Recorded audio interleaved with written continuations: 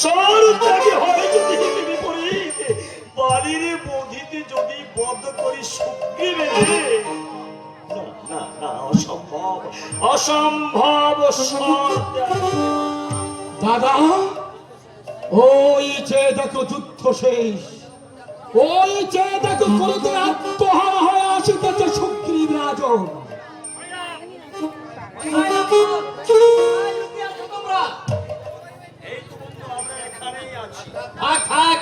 আর বন্ধু বলে সম্বোধন করতে হবে না।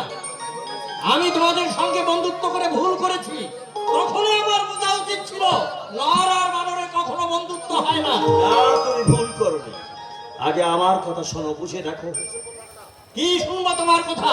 কি বোঝাবে তুমি? মালিকে যদি বধ করতে নাই পারবে, তবে কেন আমাকে কথা দিয়েছিলে?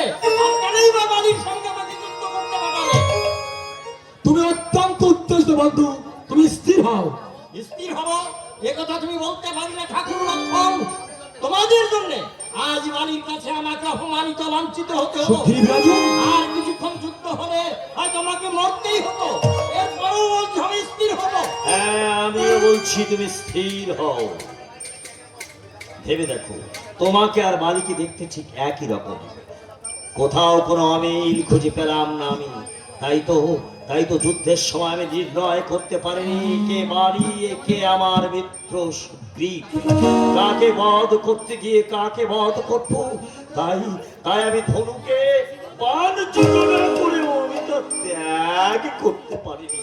সেটা কি আমার অপরাধ? তাই তো, এ কথাটা তো আমি একবারও ভেবে দেখিনি। না জেনে শুনে বন্ধুর সঙ্গে আমি এমনি ভাবে রূঢ় ব্যবহার করলাম। বন্ধু, আমি ভুল করেছি, আমি মহা অপরাধ করেছি, তুমি আমাকে ক্ষমা করো বন্ধু। ওঠো বন্ধু, ওঠো। তুমি আবার বালিরাজকে বললো যুদ্ধে আহ্বান। না না, আর যুদ্ধের প্রয়োজন নেই। একবার আমি প্রাণ নিয়ে এসেছি, এবার যুদ্ধে গেলে মৃত্যু আমার না, জয় তোমার অনিবার্য। এই নাও।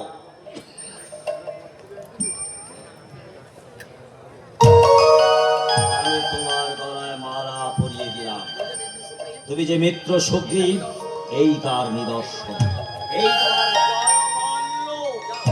যাও, বালিরাজকে আবার যুদ্ধে আহ্বান করো। এবার আমি তাকে নিশ্চয়ই বধ করতে পারবো। বেশ, তোমার কথায় আমি আবার যাচ্ছি, কিন্তু দেখো বন্ধু, এবার কোনো ভুল না হয়। আর কোনো ভুল হবে না। সত্যবদ্ধ আমি, সত্য রক্ষা আমাকে করতেই হবে। তার জন্য যত কলঙ্ক হোক, যত আঘাতে আসুক, সব কিছু আমায় মাথা পেতে নিতে হবে। ওই যে দেখো দাদা, আবার মাল্য যুদ্ধ শুরু হয়ে গেছে। দেখো দাদা, বালিরাজ কিভাবে সুগ্রীব রাজনকে একের পর এক আক্রমণ করছে। দেখো, ও কি অসীম শক্তি ধরে ওই বালি সুগ্রীবকে কি নির্মম ভাবে প্রহার করছে। না, সত্যবদ্ধ আমি, সত্য রক্ষা আমাকে করতেই হবে। যেমন করে হোক, যেভাবে হোক, সত্য রক্ষা আমাকে করতেই হবে। যাও বান, বালির লক্ষ্য করে ছুটে যাও।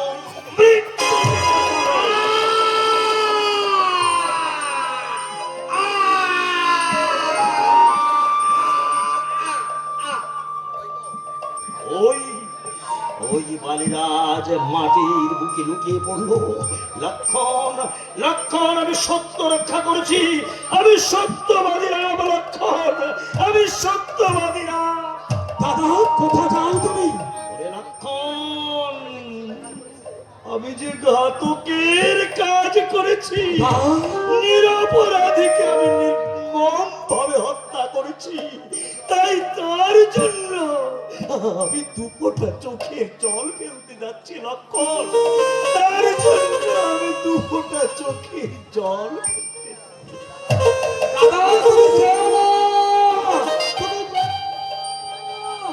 এইভাবে বালির মৃত্যু সে যে নিয়তির লিখন। বালির মৃত্যু নিয়তির লেখা। একই সখা কোথায় গেল? সখা বালির শোকে অধীর হয়ে আমার অগ্রজ শ্রীরামচন্দ্র দুপোটা চোখের জল বিসর্জন করতে গেছে। এ কি? বলো বলো মিত্র, বলো বলো, তোমার মনের আশা কি পূর্ণ হয়েছে?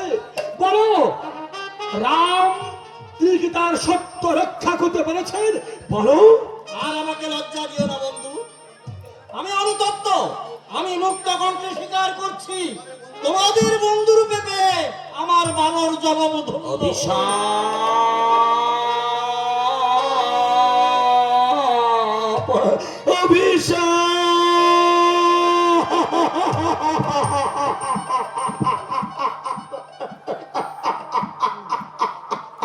অভিশাপ নির্মম অভিশাপ। অভিশাপে ভরা রামের জীবন, তাই তো নির্মম নিষ্ঠুর অভিশাপ শিরপতি করে গ্রহণ। দাদা, কেন তুমি এত হয়েছ বিভ্রান্ত? বলো বলো, কে দিয়েছে তোমার অভিশাপ? তারা দেবী, তারা দেবী, তারা দেবী। মর্মান্তিক অভিশাপ, লক্ষণ মর্মান্তিক অভিশাপ।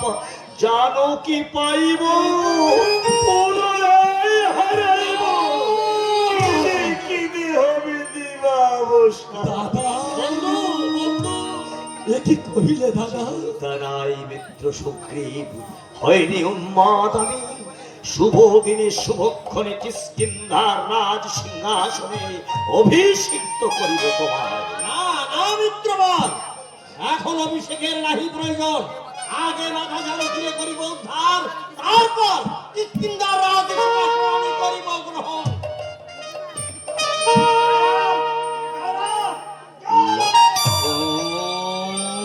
দাদা,